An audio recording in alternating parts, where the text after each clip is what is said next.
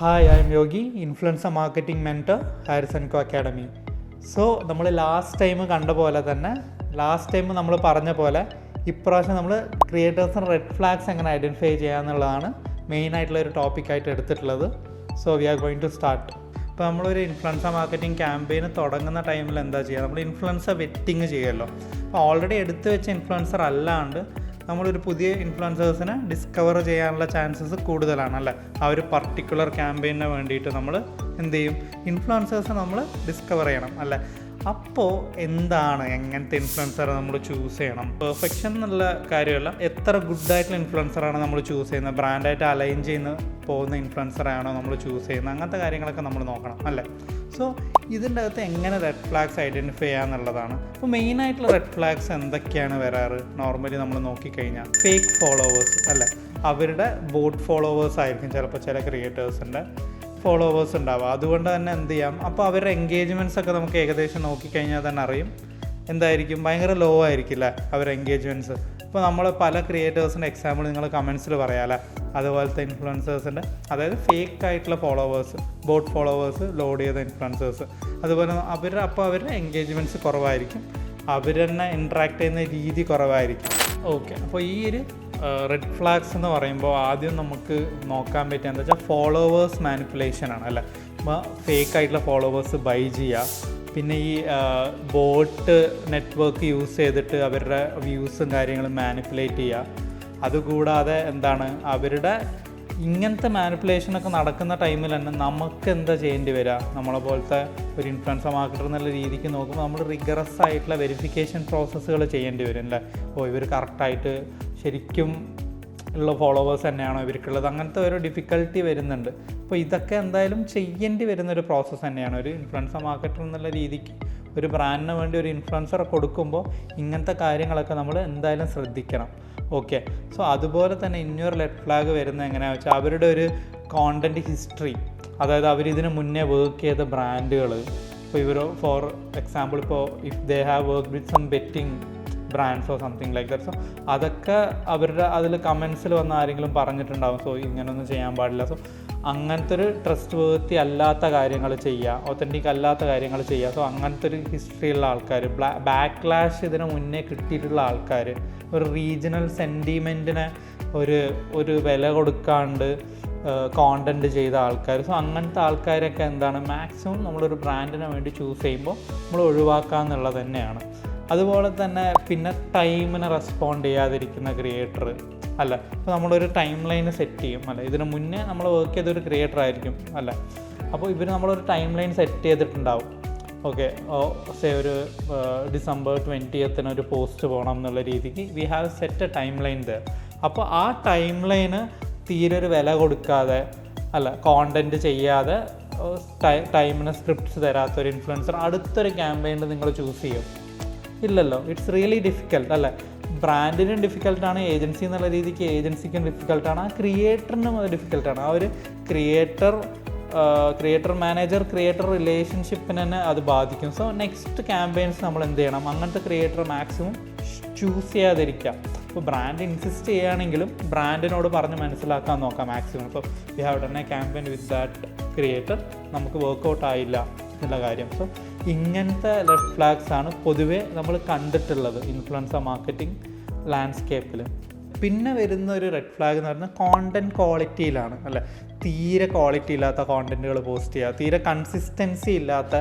Consistent ഇല്ലാണ്ട് social മീഡിയയിൽ post ചെയ്യുക. സോ അതുപോലെ തന്നെ ഇപ്പോൾ നമ്മൾ നോക്കിക്കഴിഞ്ഞാൽ ചിലപ്പോൾ ഭയങ്കര ജെനറിക് ആയിട്ടുള്ള ടോപ്പിക്സിൽ കോണ്ടൻറ്റ് ചെയ്യുക, അവരുടെ ഒരു ട്രൂ ഫേസ് കാണിക്കാതെ അല്ല, ഒരു ഫേക്ക്നെസ് മൊത്തത്തിൽ തോന്നിക്കുന്ന പോലത്തെ കോണ്ടൻറ്റുകൾ ചെയ്യുക. അതുപോലെ തന്നെ ഒരു പെയ്ഡ് പ്രൊമോഷൻ ചെയ്യുന്ന ഒരു ക്രിയേറ്റർ തന്നെ അല്ല, ക്രിയേറ്റേഴ്സൊക്കെ എന്ത് ചെയ്യുന്നത് പെയ്ഡ് പ്രൊമോഷൻ, അതുകൊണ്ട് തന്നെയാണ് ഇൻഫ്ലുവൻസർ മാർക്കറ്റിംഗ് എന്നുള്ളൊരു ഫീൽഡ് തന്നെ ഉള്ളത്. പക്ഷേ എല്ലാ പോസ്റ്റും back to back paid promotions മാത്രം ചെയ്യുന്ന ഒരു ക്രിയേറ്റർ ആണെങ്കിൽ ഒരു ഡിഫിക്കൽട്ടി ഉണ്ടാവും, അതായത് അവരുടെ ഫോളോവേഴ്സിന് തന്നെ ട്രസ്റ്റ് ഇഷ്യൂസ് ഉണ്ടാവും ഈ ക്രിയേറ്ററായിട്ട്. സോ അതുപോലെ തന്നെ കോമ്പറ്റീറ്റർ ബ്രാൻഡിൻ്റെ തന്നെ ബാക്ക് ടു ബാക്ക് ചെയ്യുക. അതായത് ഇപ്പോൾ ഒരു ഫുഡ് നമുക്ക് എക്സാമ്പിളായിട്ട് എടുക്കാൻ പറ്റില്ലെങ്കിലും ഇപ്പോൾ ഒരു ജിമ്മ് എന്ന് വിചാരിക്കുക, ഒരു ഫിറ്റ്നസ് എന്താ പറയുക, ഒരു പ്രോട്ടീൻ പൗഡറാണ്, വേ പ്രോട്ടീനാണ് എക്സാമ്പിൾ. ഓക്കെ, സോ അവരെന്ത് ചെയ്യുക, ആദ്യം ഒരു വേ പ്രോട്ടീൻ്റെ ഒരു പ്രൊഡക്റ്റിൻ്റെ വീഡിയോ ചെയ്തു അവർ അല്ലേ.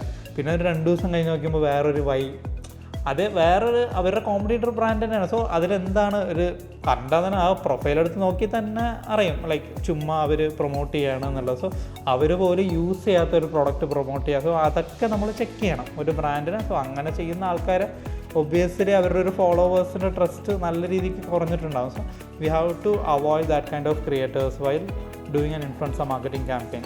സോ നമ്മൾ ഫേക്ക് ഫോളോവേഴ്സിൻ്റെ കാര്യം പറഞ്ഞല്ലോ. അപ്പോൾ ഈ ഫേക്ക് ഫോളോവേഴ്സിൻ്റെ കാര്യം പറയുമ്പോൾ തന്നെ അത് നമുക്കിപ്പോൾ ഒരു ക്രിയേറ്ററിൻ്റെ പ്രൊഫൈൽ ഓക്കെ നമ്മളിങ്ങനെ എടുത്തു നോക്കി. സോ ചിലപ്പോൾ ഒരു 20,000 ഫോളോവേഴ്സുള്ള ഒരു ക്രിയേറ്റർ ആണെന്ന് വിചാരിക്കാം. അപ്പോൾ സഡനായിട്ടൊരു ഫോളോവേഴ്സ് സ്പൈക്ക് നമ്മൾ ഐഡൻറ്റിഫൈ ചെയ്തു, പെട്ടെന്നൊരു 100K ആയി. അതായത് സഡൻ എന്ന് പറഞ്ഞാൽ ചിലപ്പോൾ ഒരു ഫ്യൂ ഹവേഴ്സിലായിരിക്കും ഒരു കോണ്ടൻറ്റ് പോലും പോസ്റ്റ് ചെയ്യാതെ നമ്മൾ ജസ്റ്റ് മൊത്തത്തിലൊരു ചെക്ക് ചെയ്ത ടൈമിൽ നമ്മൾ കണ്ട ഒരു സംഭവമാണത്. പക്ഷെ അതൊരു റെഡ് ഫ്ലാഗ് ആണ്. എന്താണ് അതായത് മോസ്റ്റ് ഒബ്വിയസ്ലി എന്തായിരിക്കും അതൊരു ബോട്ട് ഫോളോവേഴ്സ് ആയിരിക്കാം.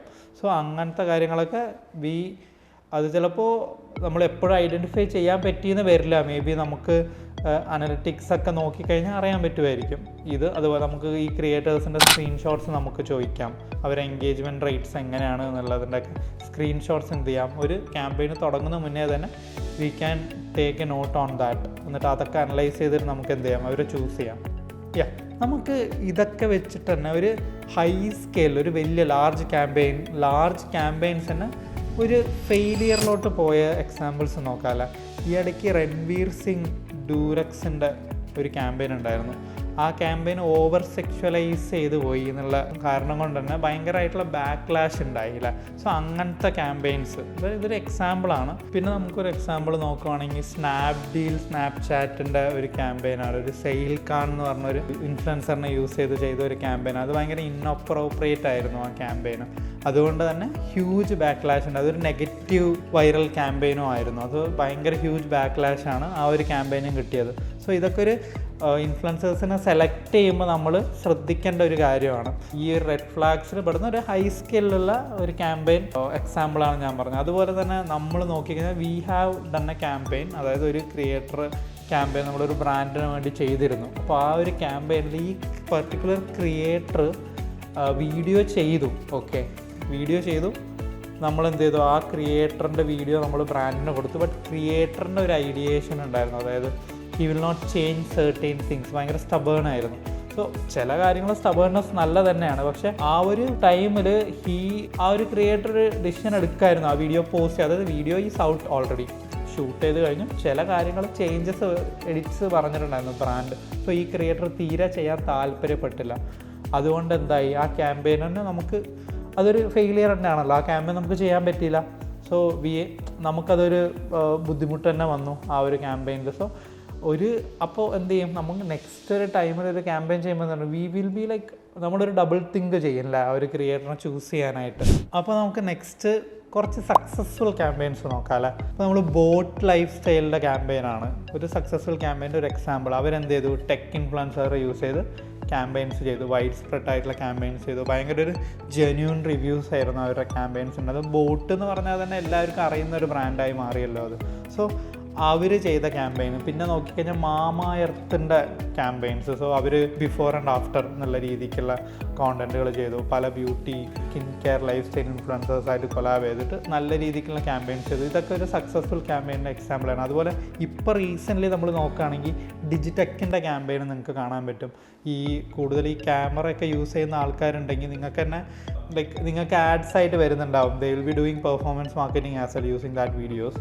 അപ്പോൾ നിങ്ങൾക്ക് ഭയങ്കര ക്യാപ്റ്റിവേറ്റിംഗ് ആയിരിക്കും. ഭയങ്കര ഡിജിടെക്കിൻ്റെ പ്രൊഡക്ട്സ് തന്നെ അത്യാവശ്യം ഒരു മിഡ് റേഞ്ച് അല്ല, അതിനേക്കാളും നല്ല ഒരു അഫോർഡബിലിറ്റി ഉള്ള ഒരു പ്രൊഡക്ട്സാണ് ഡിജിടെക്കിൻ്റെ. അപ്പോൾ നമ്മൾ നോക്കിക്കഴിഞ്ഞാൽ പല ക്രിയേറ്റേഴ്സ് എന്താണ് അതിൻ്റെ യൂസ് കേസുകൾ, അത് വെച്ചിട്ട് എന്തൊക്കെ ചെയ്യാൻ പറ്റും, ഈവൻ ലെൻസ് ഓരോ ചെറിയ ആക്സസറീസ് വരെ അവരെന്ത് ചെയ്യുന്നുണ്ട്, പ്രൊമോട്ട് ചെയ്യുന്നുണ്ട് Digitech. So Digitech is doing A good job. അപ്പോൾ അതൊരു സക്സസ്ഫുൾ ക്യാമ്പയിൻ തന്നെയാണ്. ഇപ്പോൾ നമ്മൾക്ക് ഈ ഒരു ഇൻഫ്ലുവൻസർ മാർക്കറ്റിങ്ങിൽ ഇനി വരാൻ പോകുന്ന ചലഞ്ചസ് എന്താണെന്ന് നോക്കാമല്ലോ. ആ ചലഞ്ചസിൽ മെയിനായിട്ട് വരുന്നത് ഈ ഫിനാൻഷ്യൽ ബ്രാൻഡ്സിനൊക്കെ പ്രൊമോട്ട് ചെയ്യുമ്പോൾ ഇപ്പം തന്നെ ലീഗൽ ടീം ആ വീഡിയോ ഭയങ്കരമായിട്ട് ചെക്ക് ചെയ്യും. എന്തിനാ വെച്ചാൽ അവർക്കൊരു ഫ്യൂച്ചർ ലീഗൽ ഇഷ്യൂസ് ഇല്ലാണ്ടിരിക്കാനാണ്.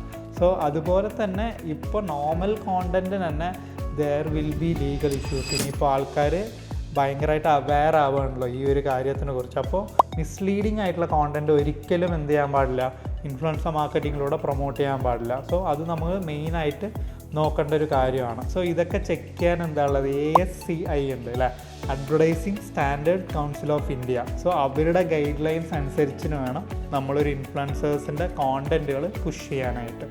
സോ ഇതൊക്കെയാണ് ഇന്നത്തെ ടോപ്പിക്ക്. നമ്മൾ എന്തൊക്കെ ഡിസ്കസ് ചെയ്തു, റെഡ് ഫ്ലാഗ്സ് എങ്ങനെ ഐഡൻറ്റിഫൈ ചെയ്യാന്നുള്ളത് ഡിസ്കസ് ചെയ്തു അല്ലേ. പിന്നെ ഫെയിലിയർ, അത് കാരണം തന്നെ ഫെയിൽഡായ ക്യാമ്പയിൻസിൻ്റെ എക്സാമ്പിൾ കുറച്ച് നോക്കി. അത് കുറച്ച് ഹൈ എൻഡിലുള്ള ഫെയിലിയേഴ്സ് ആയിരുന്നു. അത് കഴിഞ്ഞിട്ട് നമ്മൾ നോക്കി സക്സസ്ഫുൾ ക്യാമ്പയിൻസിൻ്റെ എക്സാമ്പിൾ നോക്കി.